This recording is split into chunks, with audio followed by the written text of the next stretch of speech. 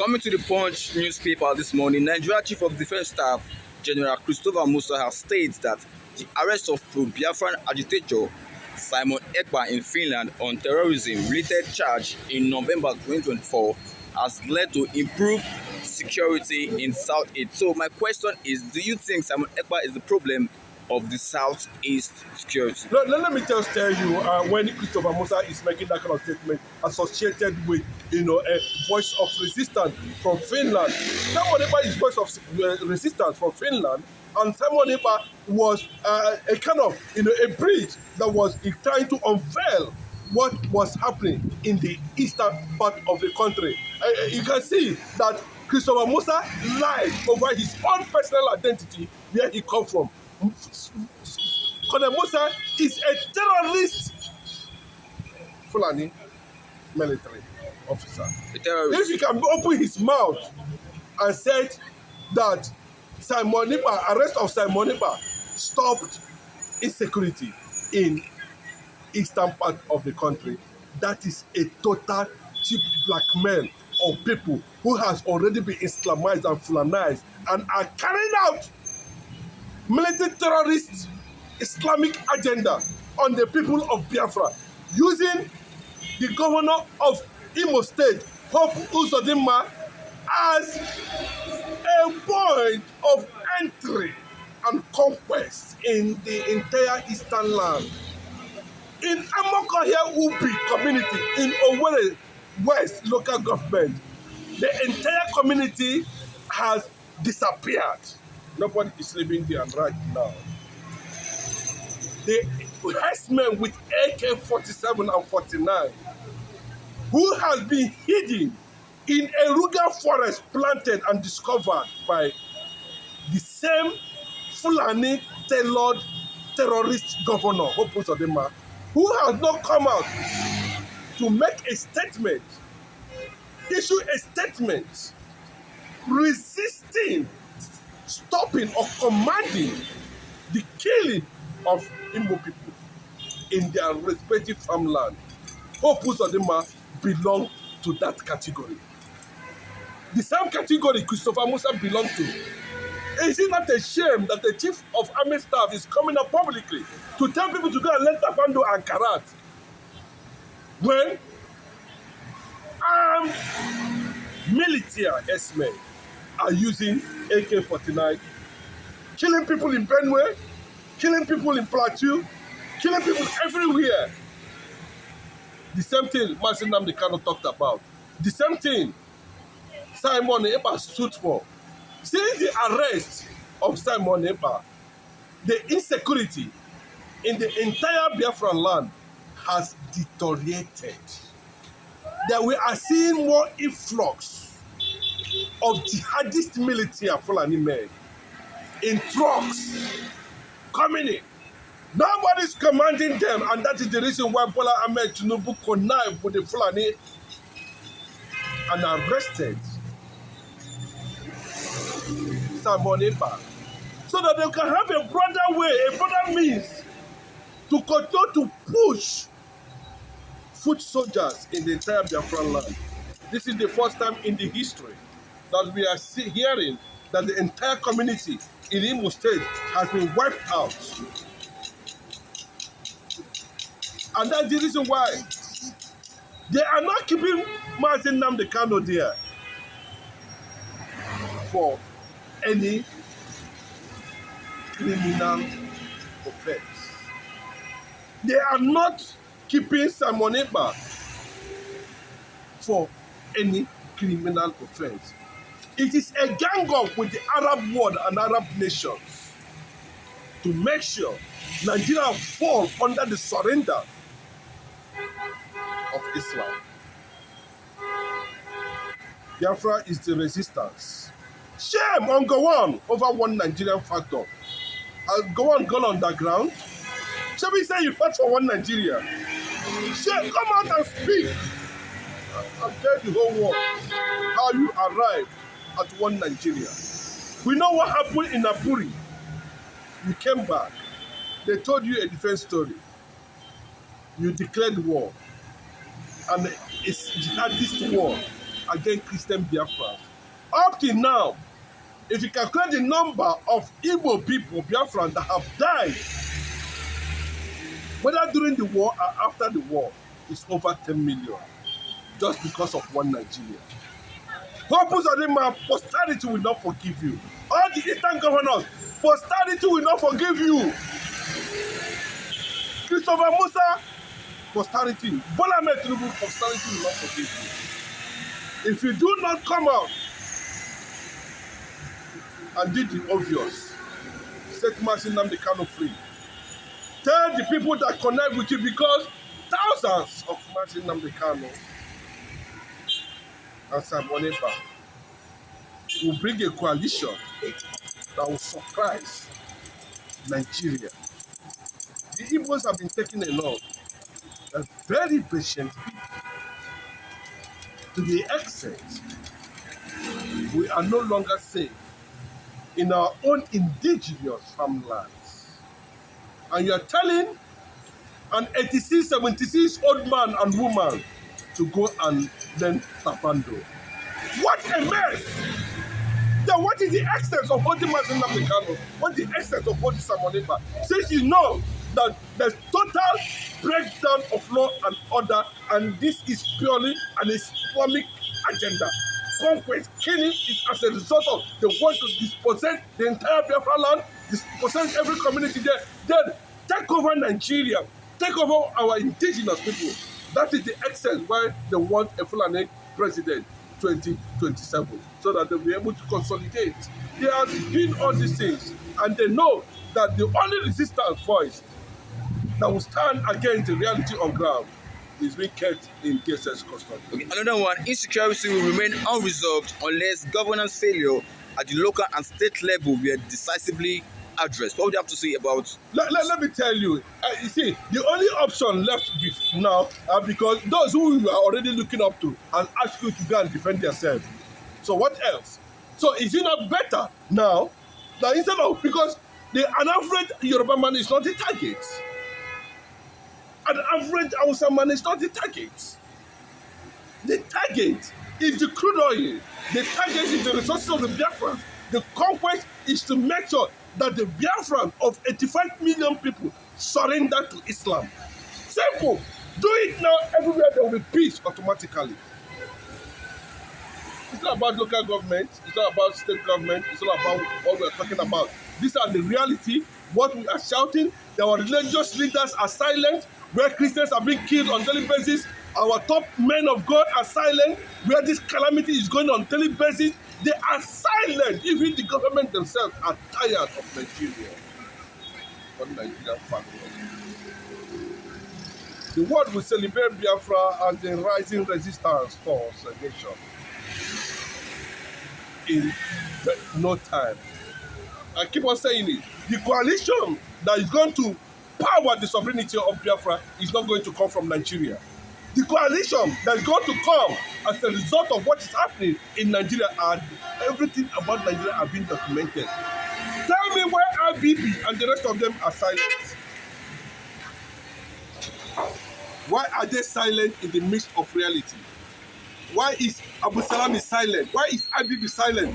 Why are these people silent? Why is Gowon silent? Why are they not speaking up the way Nigerians are dying, unprovoked by these people and those who said they are the one that imported Fulani military?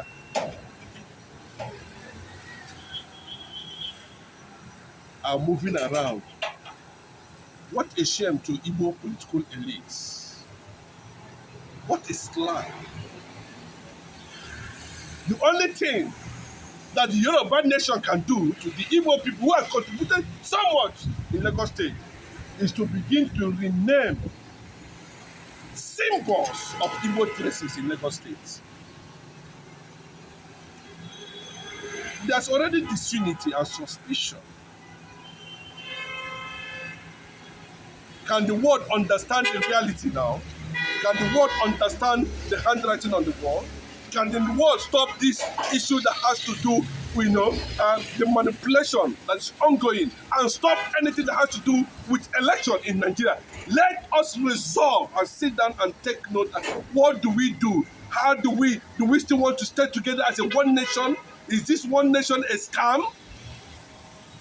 The people of Benue are dying. Plateau dying. The only people that are guaranteed to exist in Nigeria are the leaders of terrorist organizations, now in political parties.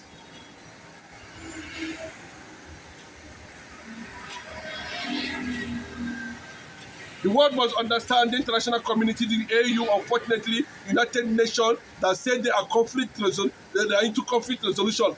Shame! Why is Jonathan not talking? Shame on these people. They are the ones that have ruled Nigeria and brought calamity.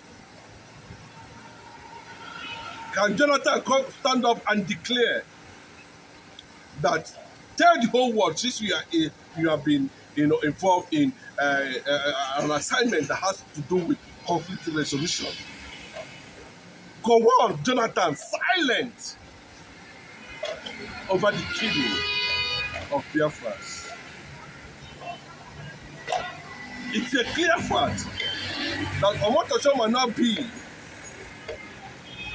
an independent judiciary judge, presiding judge over nnamdikanu. It's also on the notes that Bola Ahmed Tinubu intentionally did not want to instruct the Attorney General of the Federation to withdraw the case that had to do with nnamdikanu, considering the fact that our people are being killed on a daily basis without any provocation.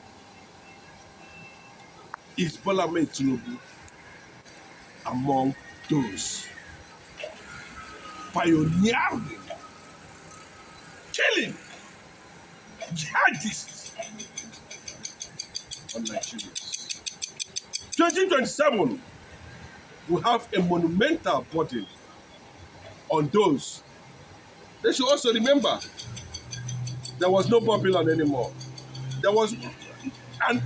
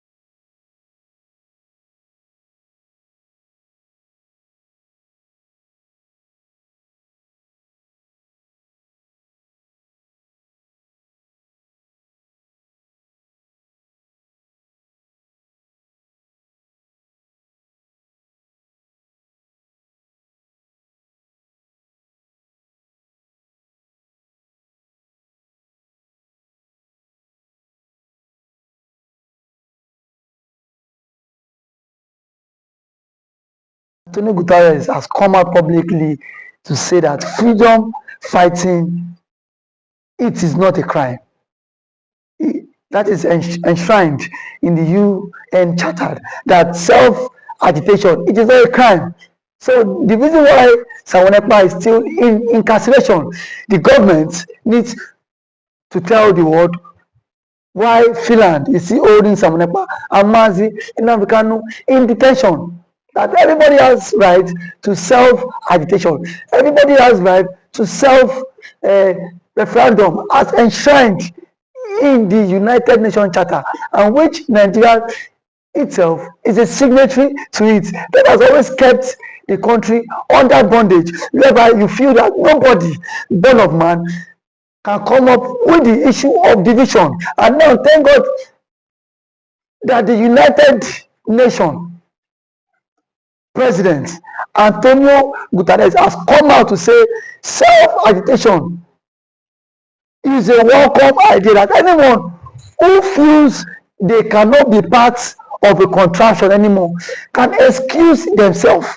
That anyone who feels they cannot belong to a country anymore, they can reach out and exit that country. Why are they still holding those who want to exit the country? Why is Finnish government still holding Sawonepa for fighting for the freedom of people? Why is the Nigerian state still holding nnamdikanu over the Biafran agitation? Why are they still holding him? Because they are holding him because of their own selfish interests. They are holding him all to themselves because they are the one partaking, they are the one enjoying in this one Nigeria. And some of you that is coming out to say one Nigeria, that Nigeria cannot divide. Who told you that the country cannot divide? In 1914, before the amalgamation, don't we have the southern and the northern protectorates? We are not even living together. We are not one. But today, when the British came up with this forcefully marriage, they had to join us together. And now this is that result of that marriage has now brought the country into a stagnant, has now brought the country standstill, has now brought the country whereby the country itself is not moving forward. The country as of today is not moving forward. The country as it stands has remained stagnant for 60 years. So when Ojukwu fought the civil war, he knew all this. And if Gowon had kept to his own promise after the Aburi Accord in Ghana, all this issue of Fulanis, all these issues of Igbos wanting to exit the country would not come up, because I could not really that in the same Aburi Accord there was a place that Gowon agreed to restructure the country, that every region would manage their resources, but Gowon came back to the country and refused to implement that, and this has caused a whole lot of chaos now in the country, that you see that Fulanis will migrate from the Sahel and come down to the southern part of the country to torment people, to cause havoc, to cause chaos. And nobody is checkmating the excessive of this so-called Fulanis. So now that the UN government has vindicated Sawonepa that self-agitation, it is not a crime, that it is enshrined in the United Nations Charter. So I think the Finnish government have to bury their face in shame. You are only Sawonepa. People are being quiet in the societies on a daily basis. How many persons, how many lives has been lost just because you want to keep Nigeria together? If Nigeria is a state that don't obey the rule of law. Are you not saying that the Finnish government or the Finland state should not also obey the rule of law? Are we saying that Finland too should not obey rule of law? The question is, how long can we continue to be in this fake marriage, in this false marriage that is not working? A marriage that some years ago, Fulanis invaded Kwara State, Ilori, and quiet over 24 persons were quiet, and up till now, no arrest has been made. Just because Kanu said that the Igbos will exit the country today, Mazen Kanu is in detention. Mazen Kanu was kidnapped from Kenya, brought back to the country just because he said that one Nigeria is a scam. And truly is one Nigeria not a scam. By the way things have been going now, is the country is one Nigeria not a scam? How many lives need to go down? How many lives need to cut short before we call a spade a spade? The UN should not just only speak out. The UN should intervene in the case between Simon Ekpa and Finland.